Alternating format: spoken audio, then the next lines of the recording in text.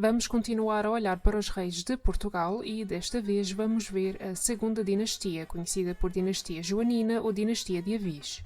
Decidi dividir esta dinastia em 2 vídeos, portanto vamos olhar para os reis que governaram entre 1385 e 1521, começando com o fundador da dinastia. Dom João I ficou conhecido como o Mestre de Avis ou o de Boa Memória.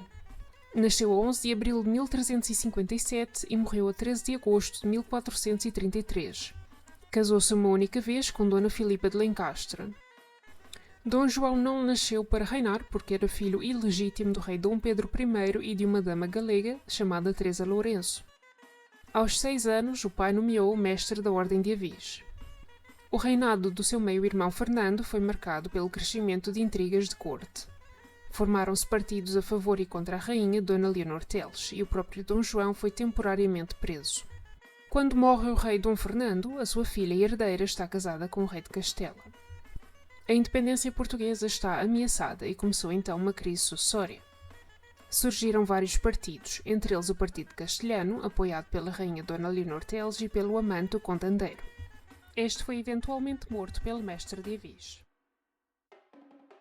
O partido dos filhos de Inês de Castro, João e Denis, estes eram fortes candidatos e também eram filhos do rei Dom Pedro. As fações a favor do mestre de Avis fizeram um esforço para os repelir como herdeiros. O partido a favor de Dom João, mestre de Avis, defendido por nomes como o mestre João das Regras, famoso jurista. Dom João, mestre de Avis, tornou-se rei de Portugal, eleito pelas Cortes, em Coimbra. Este rei terá de lutar contra Castela e outros pretendentes durante vários anos, auxiliado por Dom Nuno Álvares Pereira, que ficou conhecido pela sua intervenção na Batalha de Aljubarrota. A história das relações anglo-portuguesas é antiga e neste reinado vão ser reforçadas. Em 1386, Portugal e Inglaterra assinaram o Tratado de Windsor. João de Gante, duque de Lencastre, era então casado com Dona Constança, pretendente ao trono de Castela. O duque aliou-se a Dom João I e esta aliança foi selada por via do casamento do rei de Portugal com a princesa Dona Filipa de Lencastre, a filha mais velha do duque. A paz com Castela só chegou em 1411. Os altos custos da guerra, juntamente com o impacto da peste negra, levaram a tempos difíceis, com altos impostos e inflação. Em 1415, o rei decidiu aventurar-se numa expedição militar ao norte da África, tendo como objetivo a conquista de Ceuta. Ceuta é conquistada e fica sob controle português até 1668. Dom João era um rei instruído e prudente, mas com vontade de explorar. O seu reinado foi o mais longo da história de Portugal. Esteve no poder durante 48 anos. Um dos seus legados na arquitetura é o Mosteiro de Santa Maria da Vitória, mais conhecido como Mosteiro da Batalha, erigido para comemorar a vitória portuguesa em Aljubarrota. Sucede o seu filho, Dom Duarte, que fica conhecido como o Rei Filósofo ou o Eloquente. Nasce a 31 de outubro de 1391 e morre a 9 de setembro de 1438. Casou-se com Dona Leonor de Aragão. Tal como o seu pai, também não nasceu para ser rei e só se tornou herdeiro após a morte do irmão mais velho, Afonso. Desde 1412 participou em questões de Estado, mas só reinou efetivamente durante 5 anos, entre 1433 e 1438. Dom Duarte intervém na legislação, ordenando a compilação das leis do reino. Promulgou também a lei mental para proteger a unidade dos bens da coroa, que só podem então passar para o herdeiro, salvo algumas exceções. O poder continua a ser centralizado e Portugal continua a sua tentativa de expansão além do continente europeu. Numa incursão a Fez, o infante Dom Fernando, irmão do rei, foi capturado. Ceuta foi proposta como pagamento do resgate, mas a corte portuguesa recusou. O infante morreu em cativeiro e a sua morte deixou um pesado impacto psicológico na corte portuguesa durante gerações. Tal como os seus pais, Dom Duarte é um indivíduo culto, escreveu ensaios e livros sobre moral e bons costumes. Diz-se que o impacto de reinar, juntamente com a perda do irmão, levaram ao declínio da sua saúde mental. Dom Duarte sucumbiu à peste negra, tal como a sua mãe. Os filhos e a filha de Dom João e Dona Filipa ficaram conhecidos como a ínclita geração, um termo já usado por Luís de Camões no século XVI, quando escreve os Lusíadas. Sucede Dom Afonso V, conhecido como o Africano.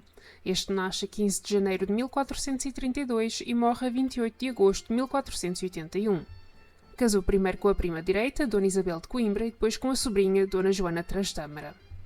Afonso tornou-se rei com 6 anos de idade. O início do seu reinado decorreu então entre duas regências.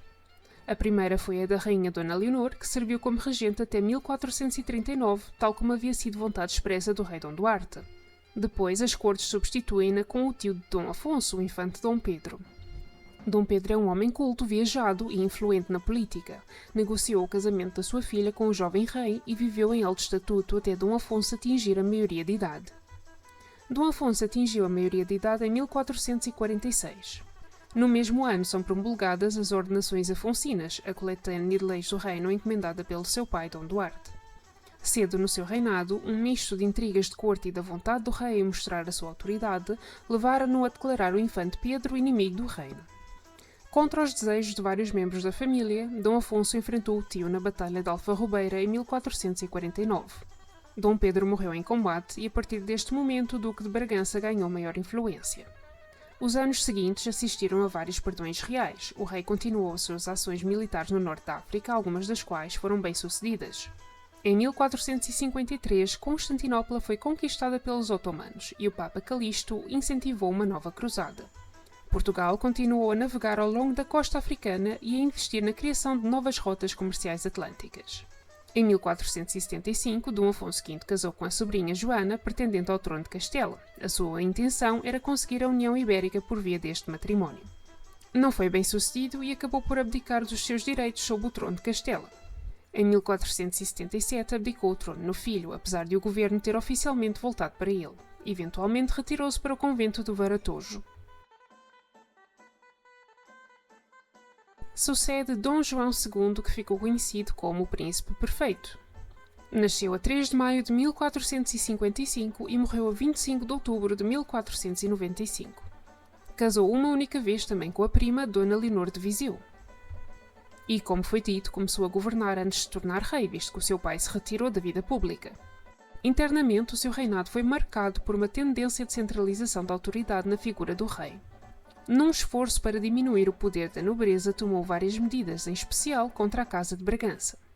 Fernando II, Duque de Bragança, foi executado. Dom Diogo, Duque de Viseu, foi morto pelo rei, apesar de ser seu primo e cunhado. Foram ambos acusados de conspirar a favor da monarquia castelhana. Externamente, o reino continuou a sua expansão ultramarina. Quando Cristóvão Colombo chegou à América, Portugal e Espanha assinaram o Tratado de Tordesilhas, dividindo o mundo entre duas esferas de influência. Tal como seu pai casou com uma prima direita, tiveram um filho, Dom Afonso, que casou com a infanta Isabel de Castela e Aragão. Houve esperanças para uma união ibérica, mas tal não chegou a acontecer, porque Dom Afonso morreu na sequência de uma queda de cavalo. Sem herdeiros legítimos, Dom João considerou a possibilidade de legitimar o seu filho ilegítimo Jorge. No entanto, sob a influência da rainha, deixou o trono ao irmão desta, Manuel, que também era primo direito do rei.